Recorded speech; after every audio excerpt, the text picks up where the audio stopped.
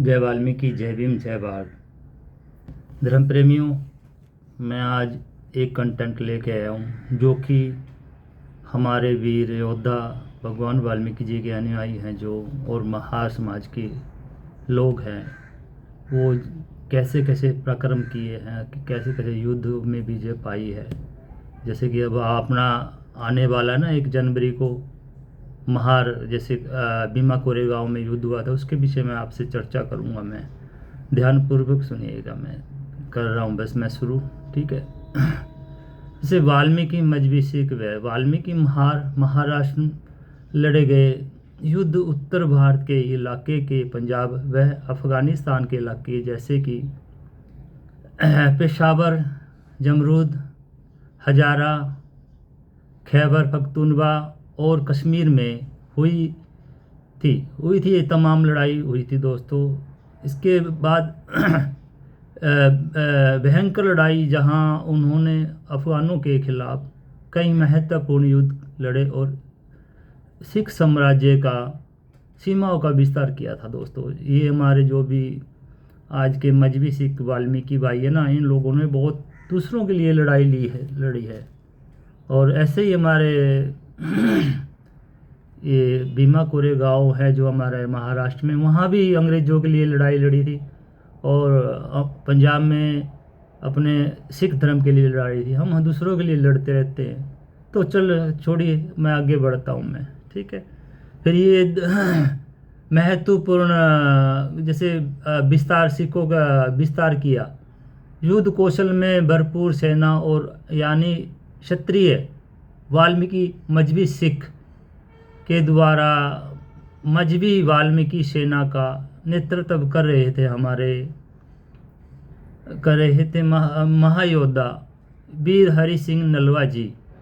उनकी कुछ प्रमुख लड़ाइयों के क्षेत्र थे, मैं वो उन क्षेत्रों के नाम बता रहा हूँ आपको, थे जो कि जैसा कि तिथि और स्थान भी इस प्रकार है। कसूर सन 1807 में की गई थी लड़ाई, और अटक सन 1813 में, और सुल्तान सन 1818 में। 1818 में ही हमारे उधर भीमा कोरेगांव में थी दोस्तों। ये दोनों की मतलब मैच खा रही है तिथि है जो भी। आगे पेशावर सन 1934 में लड़ाई लड़ी गई। आगे अमरूद सन 1937 में यह लड़ाइयाँ लड़ी गई। सिख धर्म के राजा महाराजा रणजीत सिंह जी के साम्राज्य को बढ़ाना व विस्तार के लिए लड़ी गई थी जो कि हरि सिंह नलवा जी जाति व गोत्र के उपल खत्री थे। खत्री यानी क्षत्रिय। खत्री वर्ण व्यवस्था के अनुसार क्षत्रिय धर्म में आते हैं। हरि सिंह नलवा जी के पिता और माता का क्षमा चाहता हूँ दोस्तों, मेरे को नहीं मालूम, वैसे ही लिख दिया मैंने, क्षमा चाहता हूँ। पिता का नाम गुरदयाल सिंह, और सिख धर्म में सिंह जैसे हम कहते हैं, आपको मालूम होगा सिख धर्म में सिंह लगाते हैं पीछे, और जो लड़कियां होती है उसके पीछे कोर लगाते हैं। उसका भी कारण रहा है, आदेश रहा है, मैं सुनाता हूँ पढ़ के। ये सिंह व कोर लगाने का आदेश दिया था। किसने दिया था दोस्तों? 10वीं बादशाही श्री गुरु गोविंद सिंह जी ने। जब सिख धर्म को सजाया गया, संवारा गया, मतलब धर्म की स्थापना की गई, उस वक्त बहादुरों की फौज बनाई गई थी। उसका फौज का कोई जत्थेदार नहीं था उस वक्त दोस्तों, तो सिर्फ के बहादुरों की फौज नाम दिया गया था महाराज जी ने। बहादुर जैसे आपके भाई को भी जगदीश चंद बहादुर कह देते हैं ना, इसी प्रकार पहले सभी समाज आप देखेंगे ना, बहादुर होगा ना, बहादुर पीछे लगा होगा, वो उसी धर्म से, पंज प्यारों से ही बहादुर आए हैं दोस्तों। जैसे मेरे भी पूर्वज पंज प्यारों में से रहे होंगे, इसलिए बहादुर कहते हैं। ठीक है दोस्तों। ये कहाँ गया था मैं, जब सिख धर्म की बहादुर, हाँ, को फौज बनाई थी, उसी वक्त पंच प्यारों का चयन भी किया गया था। उसी दौरान आदेश दिया गया था कि आज के बाद बेटा या बेटी पैदा हो गए, बेटे के पीछे सिंग लगाया जाए। ये हमारे गुरु महाराज जी का आदेश था, सिंग लगाया जाए। और बेटी को नाम से पुकारेंगे तो नाम के पीछे कोर लगाना है। और तो और गुरु गोविंद सिंह द्वारा मजहबी यानी धर्म के पक्के, मजहबी सिख यानी कि वाल्मीकि, मजहबी सिंह वाल्मीकि धर्म के पक्के कहा गया था गुरु गोविंद सिंह जी ने। और को धर्म के पक्के मजहबा ने आज के वाल्मीकि हैं। गुरु जी ने कहा था, रंग रेटे गुरु के बेटे, यानी कि गुरु गोविंद सिंह जी का शीश लेके आए थे हमारे भाई चेत्ता जी, तो उसके बाद ही ये उपाधि गुरु के बेटे मिला था। क्योंकि ये रंग रेटे गुरु के बेटे, गुरु तेग बहादुर जी के बेटे, यानी तेग बहादुर जी के बेटे हैं ये बेटे। और गुरु गोविंद सिंह जी ने मजहबी वाल्मीकियों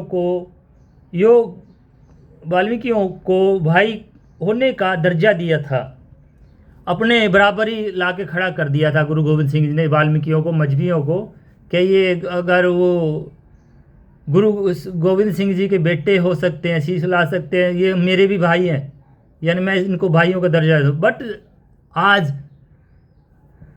दो बाटे हो चुके हैं दोस्तों, दो बाटों से अमृत छकाया जाता। पहले गुरु गोविंद सिंह के समय में सिर्फ एक ही बाटा आया था अमृत छकाने के लिए, अब दो बाटे बना दिए गए हैं सिख धर्म में। ठीक, आगे मैं बढ़ता हूँ दोस्तों। गुरु गोविंद सिंह जी ने मजहबी वाल्मीकियों भाइयों को भाई का दर्जा दिया था। ठीक, आगे दोस्तों मैं वो बढ़ता हूँ आगे। जो हमारा नहीं है ना, जो भीमा कोरे गांव का चर्चा भी आगे बढ़ती है। चलो दोस्तों मैं आगे बढ़ाता हूँ, ठीक है। और ये है जो हमारे पंजाब में यानी कि उत्तर भारत के युद्ध की बातें नांदेड़ साहब के सिखों के द्वारा पुणे महाराष्ट्र के महारों के कानों में पंजाब के युद्ध की बातें सुनकर महारों का जोश आने लगा। इसी जोश का असर आगे जाकर पश्चिमी भारत के महाराष्ट्र के इलाके के पुणे ज़िले के भीमा कोरे गांव में युद्ध की आग सुलग रही थी। सुलगते हुए आग युद्ध में परिवर्तित हो चुकी थी, जो कि भीमा नदी के किनारे लगता है। भीमा कोरे गांव में युद्ध शुरू हुआ 1 जनवरी सन 1818 में। युद्ध चला 12 घंटे तक और एक तरफ से लड़ने आए केवल 500 महारों की फौज, यानी वाल्मीकि महार समाज। जैसे कि पंजाब में वाल्मीकियों को मजहबी सिख कहा जाता है, इसी तरह महाराष्ट्र में वाल्मीकि समाज को महार व कोली कहा जाता है। इसी महार समाज के केवल 500 लड़ाके और दूसरी तरफ हजारों की संख्या में, यानी हजारों की संख्या 28,000 सेना आई थी दोस्तों। फिर अब मैं आपको थोड़ा इसको विस्तार से समझा रहा हूँ। ये अब विस्तार से, यानी कि 3 दिशाओं से आ रही फौज एक तरफ से आ रही थी, पेशवा ब्राह्मणों व मराठों की फौज। ठीक है ना दोस्तों। पेशवा यानी कि ब्राह्मण थे उन वक्तों के, और मराठे मिलकर आए थे दोस्तों।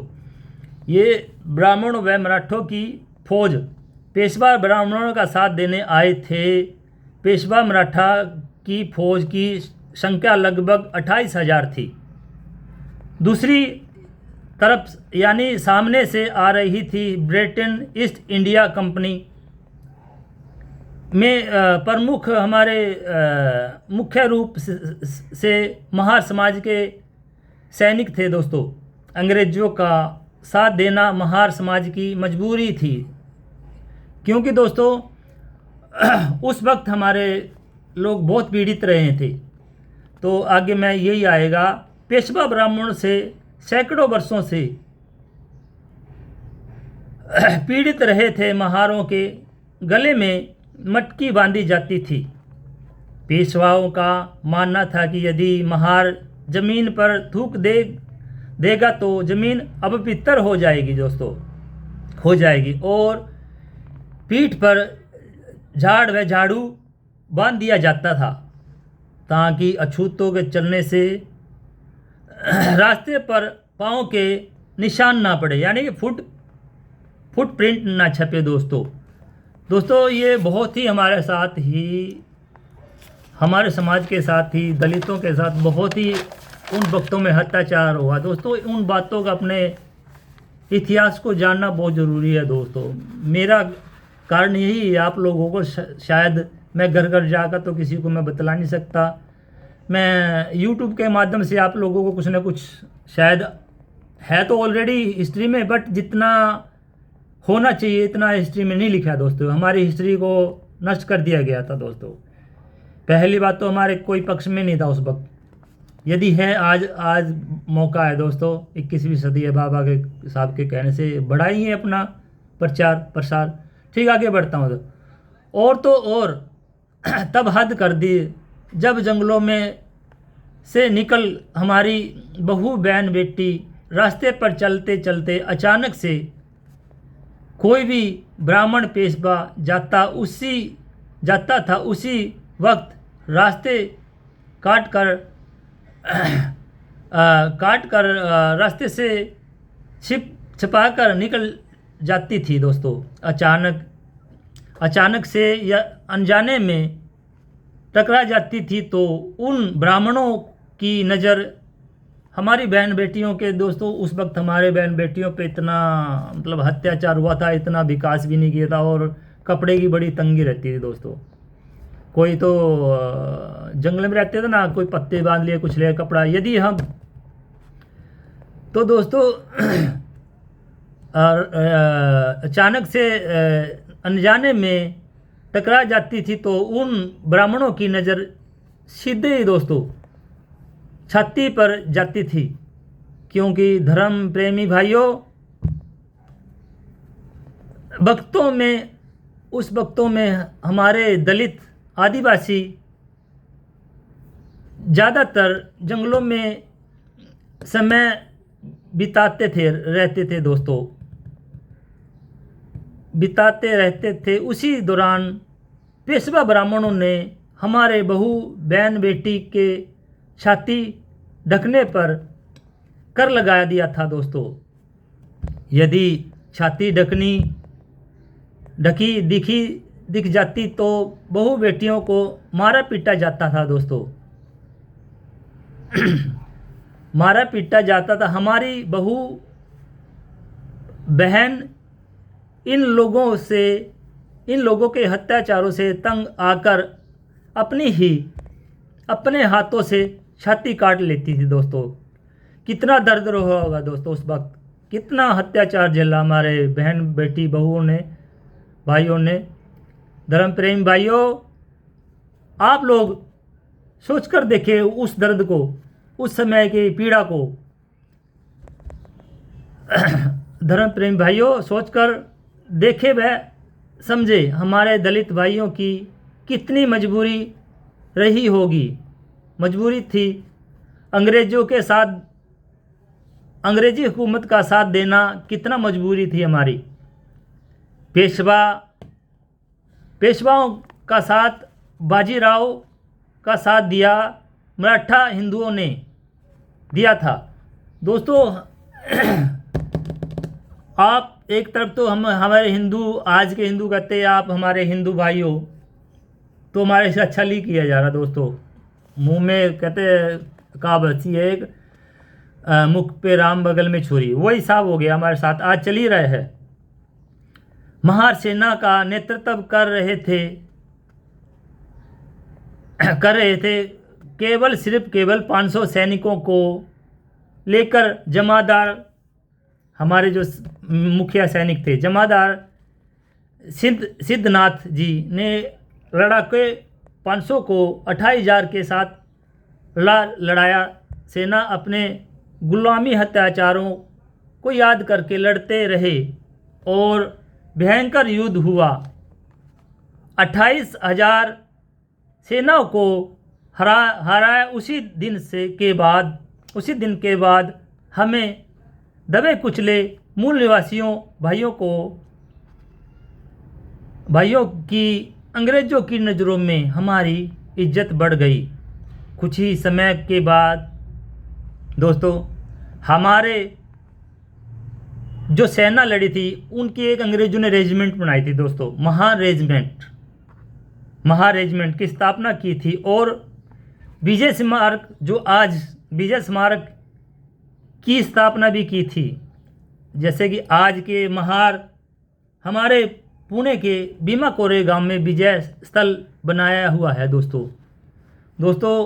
ये जो विजय स्थल है भीमा कोरेगांव, महाराष्ट्र, अगर मुंबई से जाएंगे लगभग 176 किलोमीटर है दोस्तों। वहाँ पर हर